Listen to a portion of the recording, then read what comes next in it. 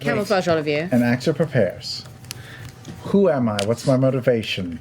You are Willie Loman. Am I Odell? And if so, why does Odell have the sphere with him? Because he's going to tunnel in that tunnel. But does he control it? He never controlled it. Yeah, look, Odell Did went he? to Vecna because his wife left him because she's like, oh, you're not very powerful. Right, And he's like, I will find and show you power. So you went to Vecna and you gouged your eye up. Sure. Then your like depth perception is off now. So then you're like, I'm gonna work my way up show through the her. ranks. Yeah. But then you went back, and she was like, oh, now you're hideous, and now I'm not taking you back at all. And you were spiteful, so you went back and just turned to a life of crime and deceit. Sure. I'll show her. I'll show all of them. Yes.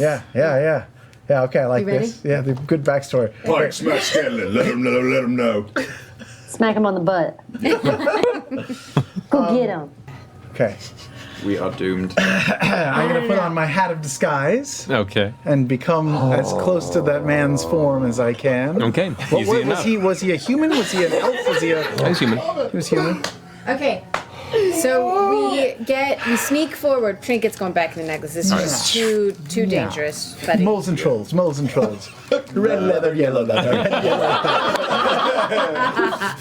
So, as you all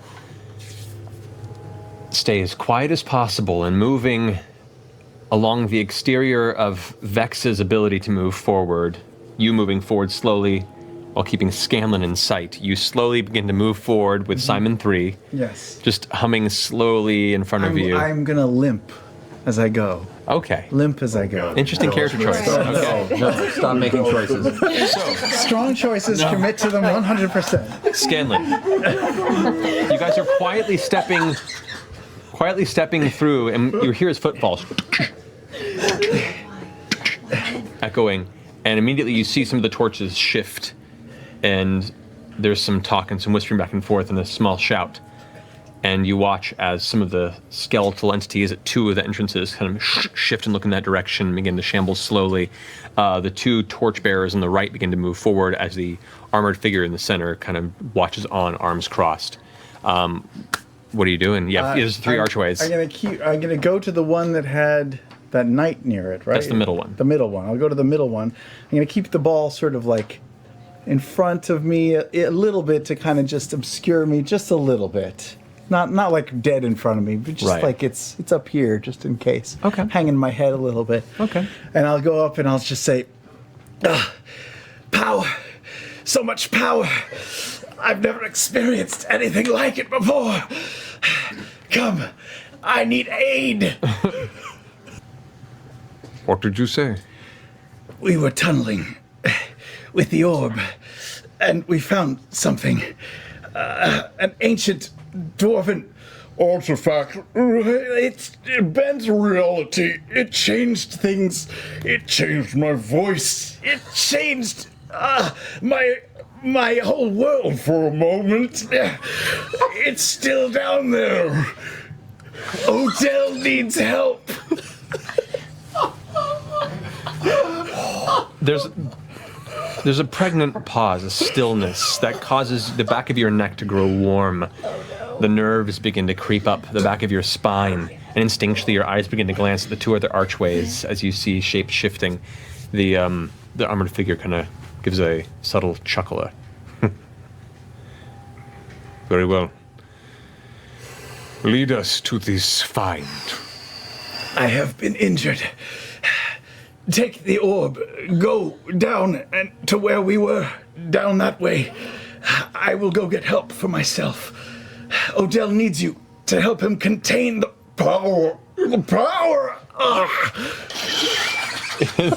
Head retracts slightly, confused and a bit worried, and takes like one step onto the back foot, almost like it's not sure if it should be close to you or not. Yeah. It raises its hand back towards the two other torch-bearing, cloaked figures and goes, Vislal, take the orb. And the one of the hooded figures steps forward and takes a moment and concentrates.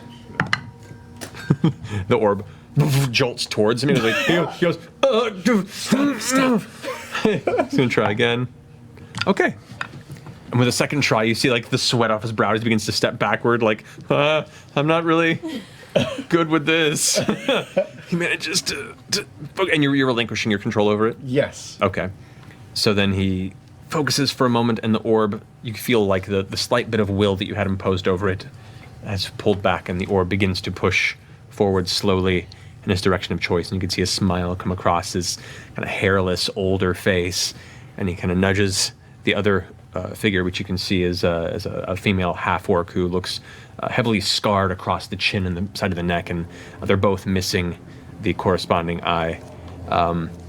They both begin to move forward and slowly push the orb past you, and the vibration you hear getting louder in your guys' direction as the armored figure begins to follow suit behind. The rock behemoth begins to follow, and the armored knight goes, "Keep watch." Shit. And the skeletons begin to move backward with the rock behemoth.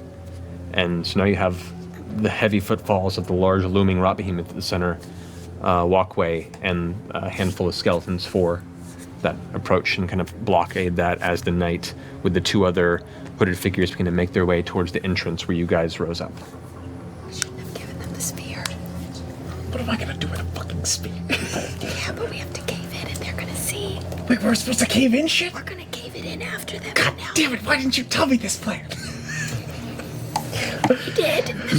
So How far can I get before I'm away from 60 feet? you'd have no idea where she is. Oh, shit. Well, I must have gone with them and then gone forward. Well, they right? have to follow you, We're because following you right now. Every time you move forward, I have to move forward. Yeah. Oh. And then you they better have to fucking move forward.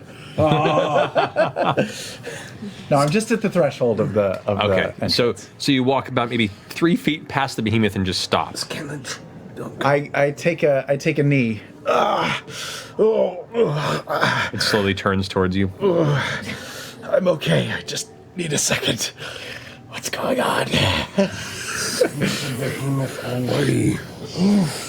Oh, what's going on with my brain? What's the plan? Behemoth away. Okay. You can do this, man. Stand up. Lead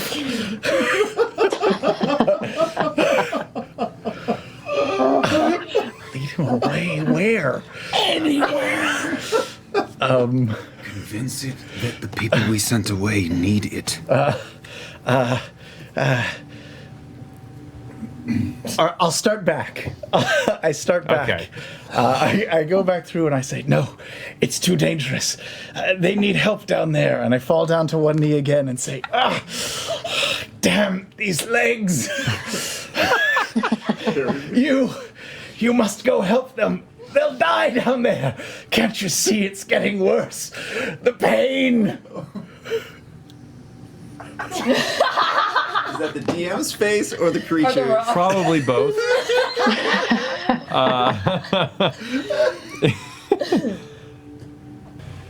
There's another long pause. And generally, an entity like this is tethered to the will of one creature. And in most circumstances, it would not take any orders from anybody outside of it. But somehow, your words get it to consider, in its simplistic undead mind, that if its master is in danger, then obviously the master would want help. That's robotics law 1, right? Yeah, Asimov. straight up. Somehow, your force of words circumvent the tethered command. And the behemoth begins to hulkingly make its way with the four other skeletons walking with the skittering of the skeletons away towards where its master disappeared.